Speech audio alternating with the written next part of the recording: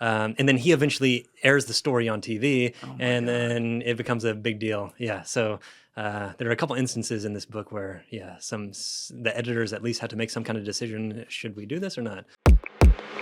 You familiar with his story? No, I'm not. So John was a high-level CIA guy, like very high level. He eventually, towards the end of his career, was the guy who led the mission that got Abu Zubaydah in early 2002, right after 9/11, who was at the time believed to be the number 3 in Al-Qaeda. And, you know, when in 1991, he was the chief historian for CIA on Saddam Hussein. He's like briefing H.W. Bush before we go into Desert Storm. So the guy, his story's insane. But he leaves CIA in, I want to say, like 05, 06, something like that. And towards the end of his time at CIA, obviously, was the post 9/11 era. And one of the things they instituted right away, as you know, is the enhanced interrogation program. So someone comes up to him as a high-level guy after they secretly instituted this program and said, hey, we got this new program. It's called enhanced interrogation. We want to train you on it so that you can be one of the guys. And John looked at it and said, this is torture. And they're like, well, no, it's enhanced. He's like, no, this is not constitutional. It's torture. So behind the scenes, they would call him in the hallways at Langley like the human rights guy, which was not a compliment to him. But fast forward in 07, and there's a whole backstory with this that makes it even worse. But Bush administration is obviously just burning out at that time. Press is all over them. And they're at war with CIA over whose idea this was to do enhanced interrogation. And so John gets wind that they are going to try to pin the enhanced interrogation on him when he was like the one guy actually fighting against it. So instead of turning on those people, he goes and does an interview with ABC where he actually, even though he knew it didn't work and didn't support it, he defended them and said, oh, we got so much information from the enhanced interrogation program. Like, these are patriots, whatever. And long story short, 5 years later, illegally, actually, like how it happened, they have all the emails, but they reopened a case into him. It was an old rival from CIA instructed Eric Holder to reopen a case. Holder didn't want to do it. He said, no, please open the case. They did.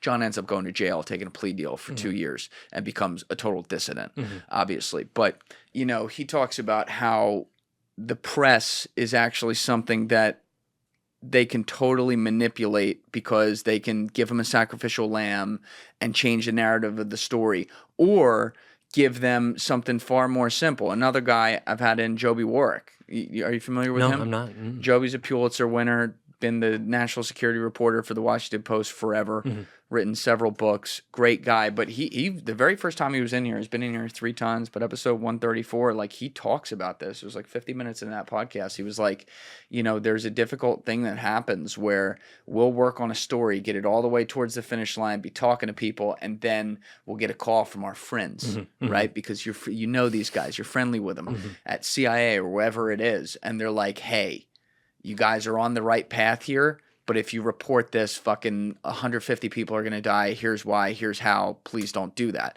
And he says, we then have to go into a conference room, just a bunch of human beings, and ask ourselves to play the guessing game of, are they just fucking with us because they don't want this out? Or is this real, and are we going to have blood on our hands? And that is not a conversation that I would be envious of, you know, having to have. Yeah, there are a couple instances in this book where that kind of thing happens. I mentioned Seymour Hersh. William Colby personally asked him, can you delay the story on Project Azorian? There's another instance where Gerald Ford, President Ford, is meeting with some editors of the New York Times, and he accidentally lets slip that the CIA might have been involved in assassinations, you know, because they ask him, well, what other skeletons are in the CIA's closet? And he says, oh, I don't know, stuff like assassinations. And as soon as he says it, he says, that's off the record. And so the editors kind of meet afterwards, and they feel like they have a moral obligation to not go to press with it, and so they stay quiet for a while. But one of them lets it slip to a CBS News reporter whose name I'm blanking on. And then he eventually airs the story on TV, and then it becomes a big deal. Yeah, so there are a couple instances in this book where, the editors at least had to make some kind of decision. Should we do this or not? It's a strange world, the whole off-record thing. You know, did you run into that just like writing the book and talking with people and interviewing them? Did you run into some where some guys are like, hey, this part's off record? No, I didn't, because basically all these people are dead. So that's I helpful. didn't. Well, it's That makes it easy. helpful in the sense that I don't have that dilemma, but it's unhelpful in the sense that I want to talk to them. I want to get more information. So yeah, Sidney Gottlieb died 20 some odd years someone's ago. granddaughter calls you up like, why'd you do? Fuck your grandpa, he's dead.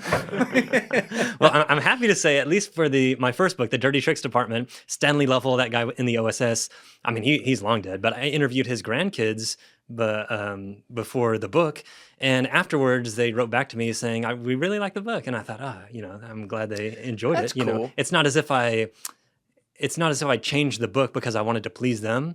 I Right. interviewed them and I wrote the book, but they enjoyed the book and they thought it was an accurate representation of who he was. And I thought, oh, good. Yeah, it's like, what's the tone? I haven't read it yet, obviously, but like, you look at anything in that type of scenario, it's like, well, what tone do you take? Are you trying to be like scathing for the sake of being scathing, or are you reporting the facts as you found them, and where that lands, it lands? And I think a lot of people, especially people who aren't directly involved, like they can respect that. I've heard those stories before. And I especially think with this Project Mind Control, this second book, Sidney Gottlieb, I'm not out to denigrate Sidney Gottlieb. I think he did a lot of unethical things, and I think a lot of what MKUltra did was unethical, but I think he really was having moral dilemmas about what he was doing, especially after he was done with it. And I think he did think this was in the best interest of the country, and hey, this is for the greater good. The ends justify the means. I've got to do this. Right. I don't think he was a particularly sadistic individual, but I think he did some sadistic things.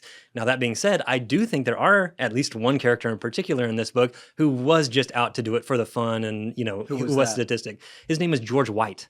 George He White. was in charge of Operation Midnight Climax. Are you familiar with that? Yes, Okay. but can you please refresh our Yes. audience on Midnight Climax? Yes. Sidney Gottlieb hires George White to basically run these safe houses. One is in New York, and then it quickly shifts to San Francisco. He has a couple there.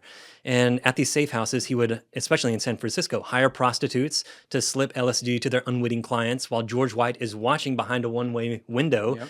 One-way mirror, seeing what's happening, and he's recording it, sitting on a toilet that he has, a portable toilet that he bought, drinking liquor martinis that he bought off CIA funds. So that's, what he's doing. The idea is we want to determine whether this is a kind of truth drug. Can we give this drug to people who obviously have secrets to spill, and will it make these people spill their secrets? So that's the kind of the purpose of Midnight Climax. Was he often the only other one on the other side of that window, or did There he was have- one of his accomplices is a guy named Ike Feldman. Okay. And he's probably the most colorful character in the entire book. How so? He's got some there. He's passed away now, but there was a guy who did an interview with him, and the quotes he has are just insane. What do you say? He's talking about how I always wanted to be a pimp and a heroin dealer, and so I finally got to work with these prostitutes and blah blah. He just goes on and on talking about all this crazy stuff. See, something's almost like sociopathic there. Yeah. So George White, he's in it for the fun, I think. I mean, after MKUltra ended, Operation Midnight Climax, his subproject, he wrote a letter to Sidney Gottlieb, and here it is verbatim. He said, "I toiled in the vineyards because it was fun, fun, fun. Where else could a red-blooded American boy lie, cheat, steal, rape, and pillage with the sanction and blessing of the All-Highest?" With the sanction and blessing of the all high. Yeah, he's a sociopath. Yeah, but he was also really into the sex scene in San Francisco, and so he was drugging people to try to get them to join in orgies with him. And Well, that was the question I was going to ask. I'm not asking this to be funny, but the guys like this, like Ike Feldman and what was it, George White? yes, You mentioned he's like on a toilet on the other side sometimes drinking liquor. Like, is there any evidence to show that there was also like a sexual proclivity maybe involved with them wanting to do this type of experiment that was driving that? I don't know if he ever did anything sexual with the people in the other room. Or watching them. You know how it is. I'm sure. no I'm sure. diddy. Yeah, watching them, I'm sure there's something to that. Again, it's not like I don't know, but based on the personality of who I think George White was, I'm sure that's some kind of component. One of his friends, who is in like the adult scene, said of George White that he would often hire, prostitutes to wear high heels because he had this high heel fetish, and they would whip him on the bed and all kinds of stuff.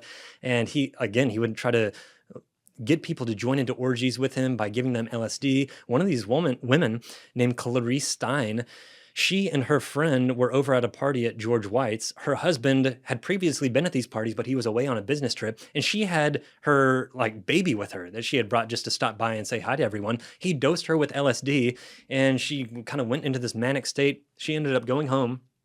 And she had like this psychotic break. She calls George White on the phone asking kind of, what's going on with me? You know, something's happening. And he says, you'll get over it. And she eventually gets committed to a psychiatric institution. She lives with her parents for a while. Her husband comes back from this trip and she's a different person. She's cowering in the corner of the room, doesn't know what's going on. She ends up committed to the psychiatric institute where she has electroshock therapy done to her and all kinds of stuff. God. And she ends up dying. I think it's right before the church committee exposes that this kind of thing was going on, so she never really learned what was happening.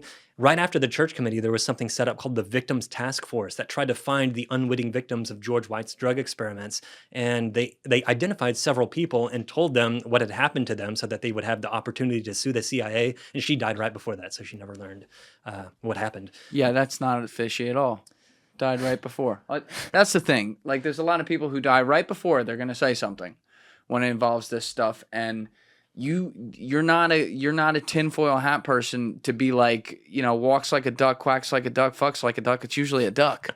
You know what I mean? Like, that's what's really frustrating. I understand that when you get embarrassed and some things are coming out of the hopper, like, that you don't want, you want to try to cover that up, but like, you're also just perpetuating that narrative over the years. Like, it's just kicking the can down the road when people disappear. Once in a while, yeah, I'm sure someone actually goes nuts and from what happened to him and does die. But like, every time you see one of these cases, she just like, you know, Virginia Roberts Giuffre, who's been fucking talking to everyone for the last 6 years, 7 years, longer than that. She just committed suicide. No worries. You know, we didn't get the Epstein files a few months ago, like they said. They keep saying they're going to put them out, and she just commits suicide. She got hit by a bus before that, you know, like just coincidentally a month before. That didn't finish the job, so now she killed herself. Thank you guys for checking out this clip. If you haven't already subscribed, please subscribe and hit the like button on this video. It is a huge, huge help. And if you'd like to check out this clip's full podcast episode, that link is in the description below or right here. And finally, you can follow me on Instagram and X by using the links in my description below.